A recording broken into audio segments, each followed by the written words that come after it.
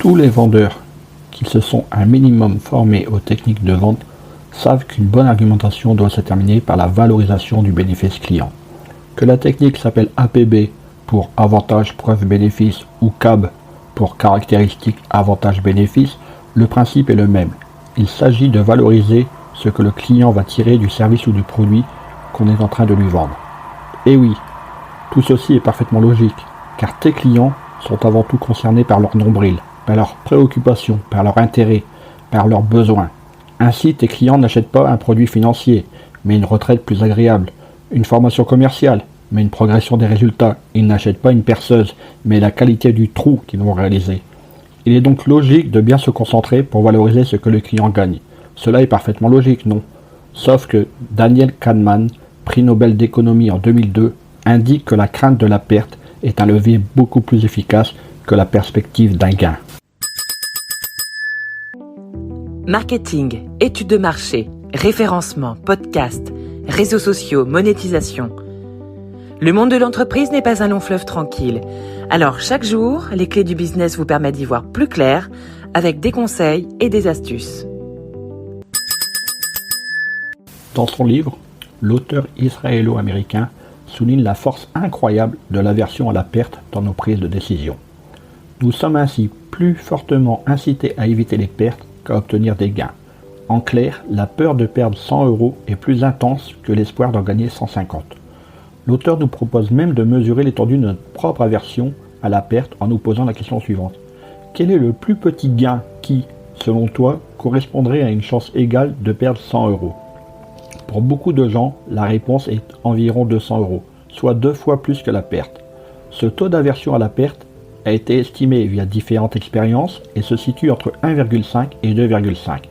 Daniel Kahneman parle également de la notion du point de référence pour illustrer ce phénomène. Parfois représenté par le statu quo, il peut aussi s'agir d'un objectif futur. Ne pas atteindre un objectif est une perte, le dépasser est un gain, et l'aversion à l'échec est beaucoup plus forte que le désir de dépasser l'objectif. Pour expliquer ce principe, l'économiste cite notamment une étude réalisée par deux autres économistes, Divine Pop et Maurice Schweitzer. Ceux-ci ont en effet estimé que le golf offrait un parfait exemple de point de référence. Voici ce qu'ils disent. Pour ceux qui ne le savent pas, chaque trou sur un parcours de golf est associé à un nombre de coups, qu'on nomme le par. Le par est donc le point de référence. Le but du jeu est de faire le moins de coups possible sur 18 trous. Jouer dans le par est une bonne performance, mais pas une performance exceptionnelle. Pour un golfeur, un birdie, c'est-à-dire un score d'un coup en dessous du par sur un trou, est un gain, alors qu'un bogey, un coup au-dessus du par, est une perte. Les auteurs de l'étude ont donc déduit de l'aversion à la perte que les joueurs se donneraient plus de mal quand ils puttent pour le par, pour éviter un bogey, que lorsqu'ils puttent pour un birdie. Ils ont donc analysé plus de 2,5 millions de putts. Conclusion, ils avaient raison. Que le putt soit facile ou non, les joueurs avaient plus de succès quand ils puttaient pour le par plutôt que pour un birdie. La différence dans le taux de succès est de 3,6%. Pour un joueur professionnel, 3,6% de réussite supplémentaire peut avoir des conséquences énormes en matière de revenus. Daniel Kahneman consacre près de 50 pages à ce seul phénomène de l'aversion aux pertes dans son livre Système 1, Système 2. Pourquoi ? Car c'est une caractéristique omniprésente dans les négociations, surtout dans les renégociations où le point de référence, le contrat actuel, détermine d'emblée que ce qui sera gagné par l'un sera considéré comme une perte pour l'autre. Ceci rend d'autant plus difficile les accords. Si vous procurez le livre de Daniel Kahneman, vous découvrirez de nombreux biais psychologiques dans lesquels chacun de nous est impliqué. Comme la majorité de nos clients, comme la majorité de tes clients, sont susceptibles eux aussi d'être très sensibles au phénomène d'aversion à la perte, voyons comment on peut en tenir compte.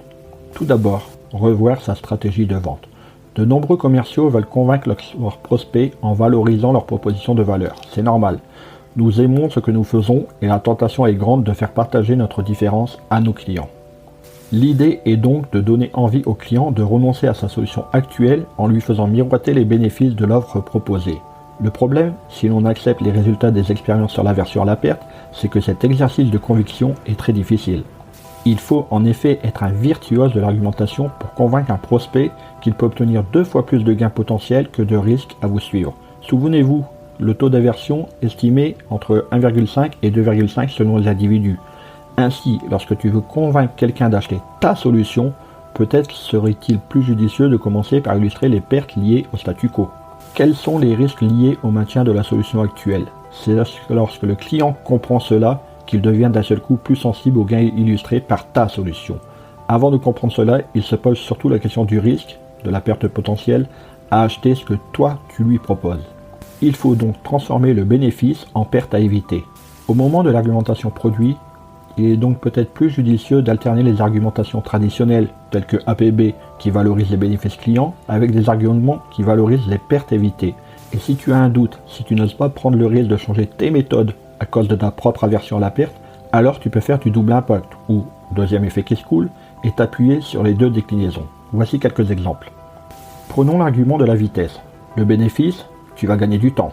La perte à éviter, tu ne vas pas te faire doubler par tes concurrents. Autre argument, un contact privilégié avec un conseiller dédié dans une société d'assurance. Bénéfice, tu as un conseiller personnalisé et quelqu'un qui te connaît. La perte à éviter, tu ne perdras pas ton temps à respecter régulièrement les mêmes choses. Dernier argument qui est visible quel que soit le produit ou service, le prix. Le bénéfice, tu vas gagner de l'argent en passant par mon produit ou mon service. La perte évitée, tu ne vas pas dépenser de l'argent inutilement. À toi donc de tester et de prolonger la liste. Allez, au boulot. Hey, avant de partir, j'ai une petite faveur à te demander. Est-ce que tu pourrais donner une note et laisser un commentaire sur ta plateforme d'écoute préférée? Cela permettrait aux clés du business d'avoir une meilleure visibilité et d'être accessible au plus grand nombre. Je te remercie. Allez, cette fois c'est vraiment fini.